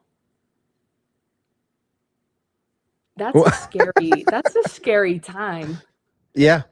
Watching him pitch, I mean, velo alone, but the movement, oh my God. I can't really say much beyond that because I think he's going to be a star so long as he's healthy. I don't know if he's had any injuries prior, but I'm not sure if he has either, but yeah, you're right. Like just seeing what like, and that's the sad part with where the game is now. Whenever you see someone that has electric stuff, you're just like, did he have surgery yet? Like that's the first question you have to Right. say You're because like, you're like, oh, how many this is Tommy did this Johns? happen? How many Tommy Johns did he have? I basically have to wait for. I basically have to wait, 2 years before I actually really see this guy. And when he comes back, is he going to be the same? Evan's right here too. Also, we can't forget about Dylan Ross. Like Dylan Ross is another name that's has the opportunity to really shine in this bullpen. Where I think it like people don't like waiting, but again, development takes time and you don't always you don't want to go into every offseason having to spend, X amount of millions of dollars, regardless if you have it on bullpen, because bullpen is very fickle. You want to build your pitching from within. That equally goes for relievers as well as it does for starters. Like you want to, there are certain instances where you will pay out for pitchers that become available. Like, would I pay someone like Freddie Peralta? I would. Would I go after someone like Tarek Skubal? I would. But do you want to spend do I want to spend $130 million on Ranger Suarez? No, I don't. Do I have questions about a Framber Valdez? I do. Do I want to spend that money? Probably not. You want to be able to develop. That's how you win. You develop your pitching and you spend on the bats. That's the way you should go about it. But in general, you want to be able to develop these things. And it's been a long time. If I'm talking about, whether it's Nunez as Evan brought up, if I'm mentioning Familia, there's been some time here where we haven't seen this type of excitement coming out of, a bullpen arm, at least, because we've always been so fast to just go out and spend because we couldn't develop anything. So seeing the likes of Lambert go out there and shine. And yes, when you have something that is a quote from American Psycho, and if you haven't seen it, I don't know what you're doing or what your movie acumen is, but you should see it. Rock you live under. Yeah, what rock you live under. But two for Dorcia, having a Patrick Bateman type attitude. Shout out to Keith over at Shea and Son saying how, I want to have guys in my bullpen that have a screw loose. I want that too, because that's what you have to have, those psychos out there, no pun. And that's why seeing something like that happen is exciting. And again, I'm not trying to get too up because, like I said before, and I still believe this, that relievers can be very fickle and there's going to be ups and downs, especially with young kids. There's going to be those ups and downs, but all in all, it's a fun time in general when it comes to the Mets on the farm.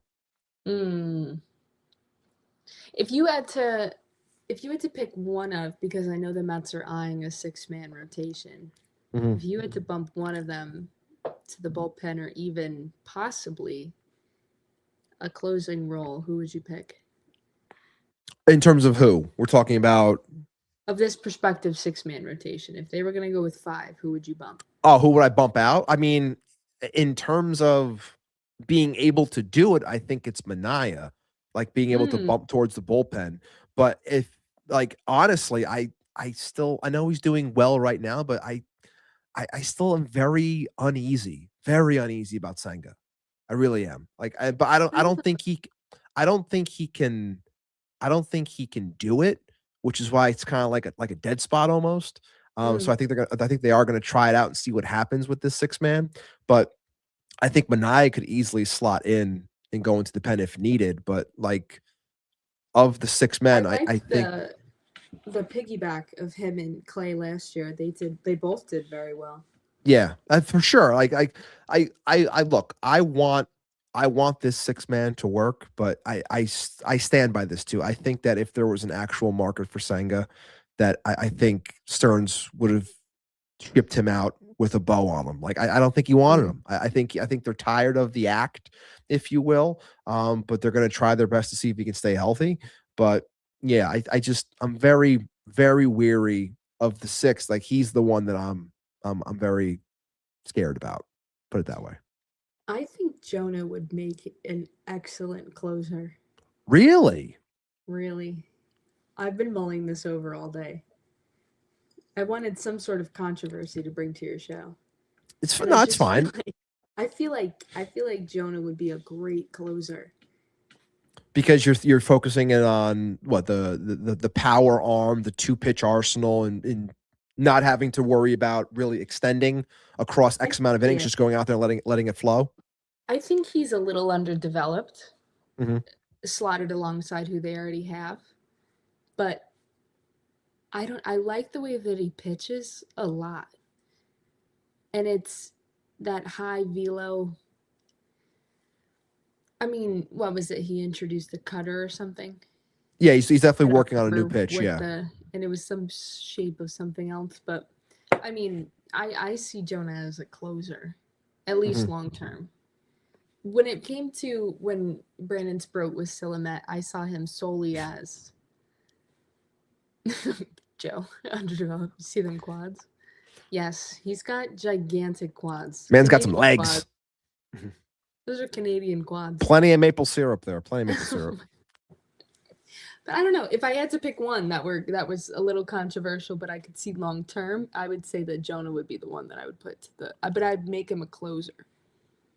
I mean, it's I wouldn't definitely an swap- interesting take for sure. Like, I hope, like me as a Tong fan, I've been following him for like this last couple of years, like trying to get more involved with understanding what goes on down in the minors, like just seeing the overall success. And I know that success down low doesn't always translate to up top, and it's a different game. And, obviously you have to become accustomed, and, some people can get away with a 2-pitch arsenal. Some need to add some, whether it is some up and down or side to side to what they're throwing.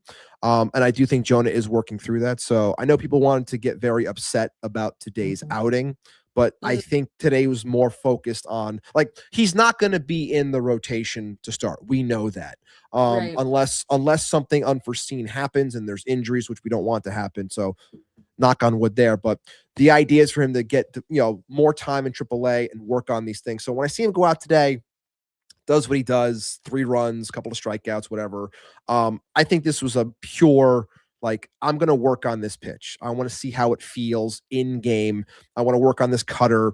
I'll mix in the fastballs, but let loose a little bit. But I think it was more of a, I'm going to see what I have, on this first outing, and then we'll go from there. So, like I said before about us being able to see these things and not being psychotic like a lot of people are, like, I'm not losing my mind over him going out there and working on things, because that's what you're supposed to do. And knowing that he's going to start in AAA, like, go out there, get loose, work on it, so then you can bring it to Syracuse, work on it, and then hopefully develop something, develop a repertoire that works, or that you think can work a little bit better in terms of finding success at the major league level. I agree. Yeah. I feel like, especially with pitchers, it's like practice. Yeah, I mean, look, it's always, yeah. I mean, I'm never too worried outside of, like, unless someone's like really getting lit up like every single time, like everyone's just on the fastball, like, unless it's something like that, like, I'm not too worried about guys going out there, because I think it's about, body maintenance and making sure that they feel proper and just getting right for the marathon that is the season. You can't just go out there every single day during the spring and just let it fly and throw your best stuff, because that's how guys get hurt. But keeping the conversation there, to bring it back to also our poll, which has, again, 41 votes because YouTube is a nightmare. But who's going to be the opening day right field? They're talking about the youth and the farm hands that have been showing out for our team. Carson Bench at 56% is still leading, is probably going to end up winning this vote, because, like I said, YouTube is a disaster. Winning the vote for who people think will be the Mets opening day right fielder, beating out Mike Tauchman at 34%. Look, I was, and I have been, a proponent for the last, whatever it is now, 8 months, 10 months, talking about Carson Bench being the guy for the 26 team that was going to be someone that breaks camp. Was very confident in that. Wasn't sure if it was going to be in a corner or if it was going to be in center. And obviously it's turning out to be a corner, which is better for him. More time as a right fielder. But just seeing him integrate the way he has, knowing that they brought in Tauchman as a way of not only protection for the team, but as a motivator as well. Again, everyone running with stuff during the spring, and everyone's always quick to whatever is fresh, we're going to run with this. And then it's Tauchman comes up, has a solid game, puts a great swing on a ball, crushes the 3-run homer. Everyone was saying, okay, enjoy Syracuse Bench. He needs time. Mike Tauchman, major leaguer, above average, 105 weighted runs created plus, has played right field, is adequate out there. He's going to be fine. This fits in. It's better for Benj. And then I'm sitting there like, I get it, but I'm still of the thought process of this is still, I think, Carson Benj's job to lose. I think they want him to take this and they want to push him. And when you have something like this happen, how does a player respond? Well, the player comes out today, has a solid game and has 3 hits and hits the ball hard every time. What were they home runs like Tauchman? No, but still coming out there, doesn't feel discouraged and speaks positively after the game, says, I hate striking out. I'm going to have myself an at-bat. And he had a great at-bat, which ended up getting him on base, fighting when he was down 1-2 to get a base knock. Like having that mentality, having the chip that you mentioned before that all players really should have, like having something like that, to me, I still think it's his job to lose. Now, is it going to end up happening? Like, I hope so. Could I be wrong? I could be. Maybe they do want to give it to Tauchman and give Benj, a couple of weeks down in Syracuse. I don't know. But I still think that Carson Benj is the guy. And I think within the lineup that we mentioned before about having guys that can have professional at-bats while adding a Tauchman, I get it, furthers the professional at-bat approach. But I think mixing in and allowing Carson Benj to swim in the deep end early, I think ends up helping his development. And that's where I think they should go. It's interesting because I know that they're not an organization to do that, right? Because if you look at how late they were to call up Jonah, Nolan, and Brandon last year, the idea is that they didn't want to send them back down. Right. So I'm not too keen on whether they'll actually promote Carson for opening day, but I do hope that they do. But again, you can't really gauge his approach in spring training games because it's not as, I don't want to say you're exposed to the same level of playing as you would be. But I mean, if he's showing out, there's no case for him to stay in Syracuse then, especially with Tauchman, who was brought here on a minor league deal. He wasn't brought here, as a major leaguer, as the one to fill the spot. It's meant to be a competition or motivator, like you said. So I don't know. I mean, I personally think that Carson should get the opening day spot, but I do see, maybe a more conservative approach with him because they don't want to necessarily give him the up and down that they did with their pitching staff last year.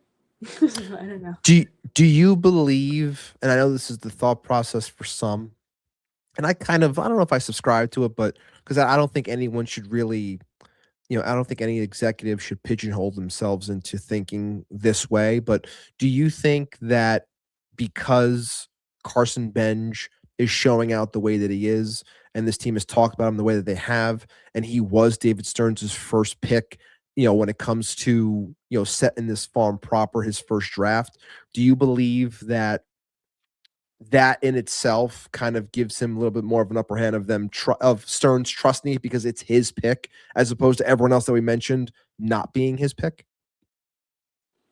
In a way, yeah. I think that there's maybe, when it comes down to what team Stearns wants to put on the field, it's going to be a proponent in that sense, but I don't know necessarily that it's with a heavy hand because he drafted him. I can't really say for certain. I think that he's a lot more game feel than people give him credit for. So I do think that an open communication with Carson maybe will be the deciding factor if he feels that he's ready. I don't know. I think the biggest thing for me really ends up coming back to the openness that we have heard about this player from the front office. And it's like I said last week, it's not something that is vague. It's not something that is, we're talking about things eternally. Like, no, it's putting his name on it where it's like, Carson Benj. Like we've heard a lot of things. And I think, Brandon Nimmo being moved is about Carson Benj. Like it's focusing on removing certain things, bettering in another area, moving Nimmo to go to, 5 years to 3 years of Semi, and then like, okay, we opened up a spot now. Now it's like, can we get Juan to go from right to left? Can we get Benj into this, like where we think he can fully succeed and be comfortable? Like, I don't know. I just think that I don't want to say that a majority of this offseason was about Carson Bench. I think it was more about, just bettering this team in general and changing the identity. But I think in terms of changing said identity, I do think that having a young player, especially the one that, David Stearns drafted, I think having a player like that definitely factors into this overall math when it comes to changing this team. And to, borrow David Stearns' words from last year or the previous years when it came to the likes of Alvy and Vientos and Beatty, it's like, you got to let the kids play because we have to let them play to find out if they can actually do it. Could they treat it with kid gloves? Sure, it's still possible. But do I I guess I really come back to, is Mike Tauchman, out a minor league deal signed late the way that he has been, or that the way that he was, is that really going to be the determining factor of Carson Bench not starting with this team? Like, all signs point to it prior, but like now you bring that in last second, like, nope, now it's Tauchman's. Like, I get it to an extent, but I don't know if I can fully buy in just yet. I think he might be the hedge in a way. I mean, and again, it's there's a lot more that goes into whether or not a player feels that they're going to be successful in their first whatever promotion to the bigs. I mean, you think about how he's been gelling with the other players. He's getting some sort of familiarity with the guys that he would be playing alongside too. I mean, not that Carson hasn't had experience playing alongside even, guys who are rehabbing coming through the system. But at the same time, that's what I mean. But it's a lot more about game feel. I think that it's the right choice to have Carson play more. But I do think that because, and I don't want to draw it back to like an investment sense, but that's a lot of how I've come to understand, David and Steve's approach to putting the team that they put together, is there's a lot of hedging. So it's a lot about depth. It's a lot about hedging the unknown, or hedging the underdeveloped, or hedging the or ill-prepared. So I don't think that necessarily they signed Tauchman to be the starter, but I do think that he was signed to play a bench role in the event that Carson isn't, or not, or in the event of, I don't want to like say, injury elsewhere. I'll knock on wood, but yeah, I mean, I like the idea of Carson starting. I don't know that they'll go that route given how much of a shakeup they've already done. So I feel like that's the other determining factor, because if you don't have that protection, so to speak, on that side of the field, in, depending on, I guess, where Carson will play, if Juan's going to be in right field or left field or whatever it might be, if you don't have 100%, I don't want to say that in like a shitty sense, 100% confidence in Bo, and you don't have Lindor for opening day, you want to make sure that you have a stone wall in left field then. I mean, it's just, basic kind of protection of whatever could be hit into that direction in that sense. But I don't think that Carson is underdeveloped. I don't think that he's not the right fit. I think I'm fully pro Carson being the opening day starter, but I do think that maybe that was their mindset in bringing in Tauchman so late, and by having him slot maybe,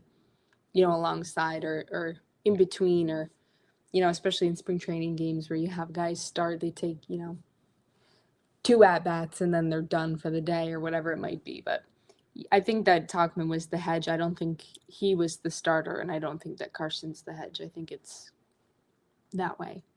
Yeah, and I think I would agree with you in a sense of, seeing something out there and really, like I said, like it kind of plays both ways, where a player is mentioned so much, and maybe they think that because he's mentioned so much that he's getting it into his head like, I'm a lock for this, and he's going to start to rest in a sense where it's like, this is my job, like I'm not losing to MJ Melendez, Beatty's not going to be a better defender than me out there. Like this is my spot. But then they bring in a pro who can do it, who's had some success. And now it's like, okay, let's see how you respond now. And I think it could just be, again, furthering the development of this player that they want to fast track. But, I think that this thought comes into a lot of Mets fans' minds, and I'm with Evan to an extent here as well. Like, wondering about the manipulating of service time.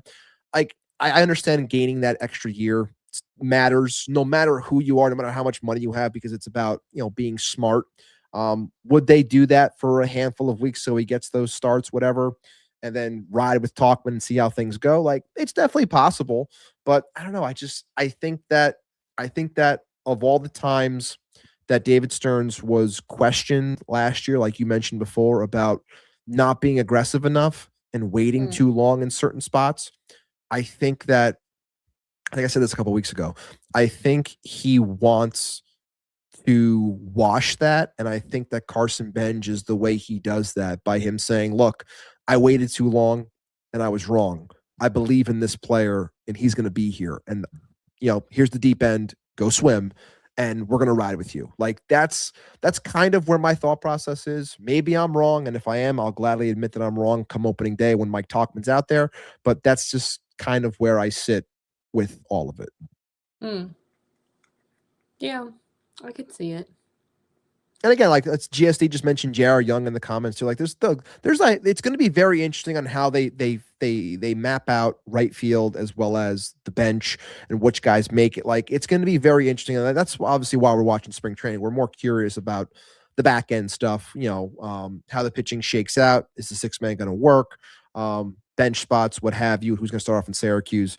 But I don't know. I'm still on the bench train. I think it's his, but we'll see. Hopefully he can keep things rolling when it comes to producing and putting forth the strong under the hood stats that he has been to this point. Shout out to the 370 plus that are with us, dominating, of course, on the X side. Make sure you follow me, follow the show, follow John, follow Gab. Okay, follow us on all of our socials. Say it.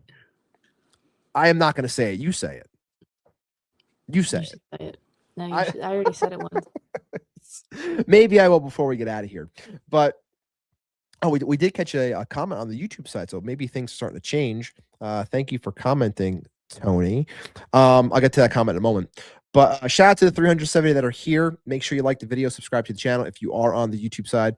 On the Twitter side, X side, make sure you are following all of us, retweeting the stream, getting the word out there for Til Mets Do Us Part as we continue to climb and we head our way towards 1,550 subs. Yes, Gab.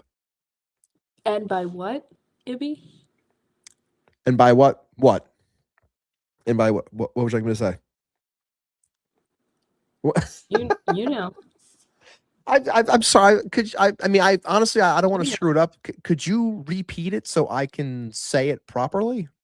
What would you like people to do with the subscribe button? People to titty fuck that subscribe button. Gab would like everyone to TF the subscribe button. That'd be fantastic. Yes, yeah. Lazy coming in to protect me over here. Ibby is a father going to I'm not going saying to cap. anything with you. It's about these people in this 370 or however many of you are. 375 and climbing. Shout out to everyone again. This has been a fantastic stream. Obviously, it's annoying that things weren't coming in properly on the YouTube side when it comes to comments, which kind of Armand coming in with his thoughts on the subscribe button. But either way, Yes.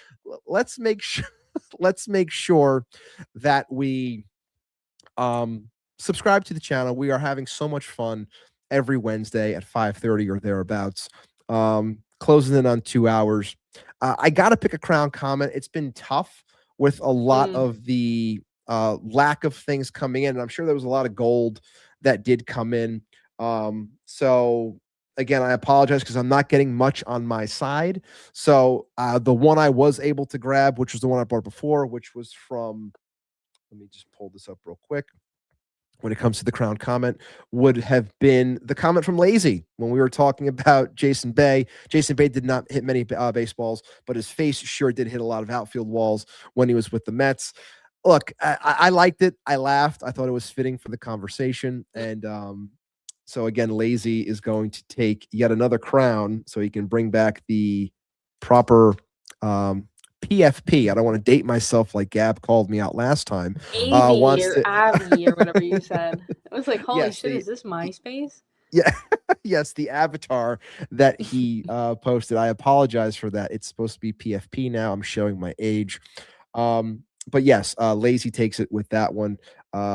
Maintaining the crown as a solo act this week as he continues to dominate the crowned comment, because we don't discriminate against Lazy like other shows do in the comment section.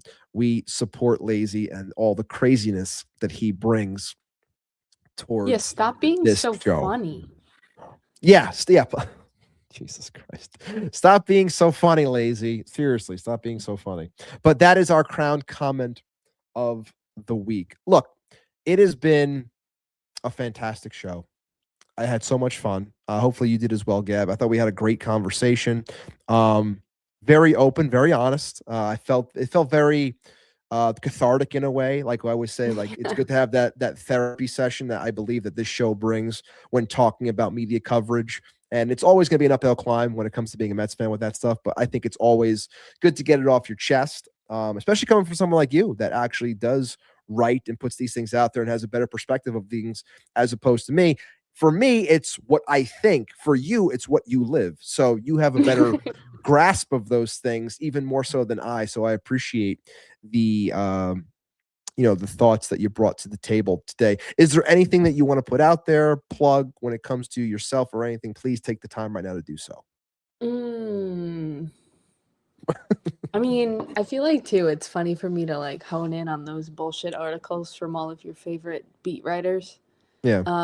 That live behind a paywall. I'm gonna say On NJ Sports is free. I like free. On NJ Sports is free. If you're not following Gab, make sure you do. She's fantastic. She's funny. She writes for our New York Mets. It's honest writing. It's appropriate writing. When it's good, it's good. When it's meant to be like a kick in the ass, it's a kick in the ass. So make sure you're following her. Make sure you're following On NJ, doing some good stuff over there. Shout out to the 380 plus that joined us today. Appreciate all of you. Again, shout out to John, who can't be with us today because he's handling some things from a personal standpoint. Hopefully all things are better, and he'll be back with us next Wednesday to further the conversation about our New York Mets as we get closer and closer, as we're clawing our way, because I'm sure by then we'll be tired of spring training and we want actual baseball to be here. But we will be in the month of March, which means that we are in the month that baseball begins. We are almost at opening day. End of March will be here before you know it. It's been a fantastic show. I had a blast. I hope you all did as well. Make sure, again, to like the video, subscribe to the channel, do all those good things, follow all of us. TF that subscribe button. Make sure you do. There you go. Make sure you do that to follow us along on our journey. Make sure you turn on notifications as well so you'll know whenever we are going live. I'm not sure if John's going live on Friday with Walk Off Whiskey, but if he is, I'm sure it'll be on socials for you guys to follow along with him. Hopefully things are back and proper for him by the time that gets here. Couple of hours from now, the show will be posted on all podcast platforms as well if you like to listen or missed anything and you prefer listening on the audio side, that being Apple, Spotify, any fly-by-night podcast platform that you listen to us on. We appreciate you as we continue to track in certain places. We're trying to maintain our footing when it comes to the US, when it comes to podcasts, but we're still there towards the back end. But we appreciate all of you for your ears, as well as your eyes, as well as all of your comments. So shout out to all of you. Thank you so much for the time. This is Matt Ibanez. That's Gab Rossi. It's been fun, but it's time to go. So with that, we'll see you guys next week.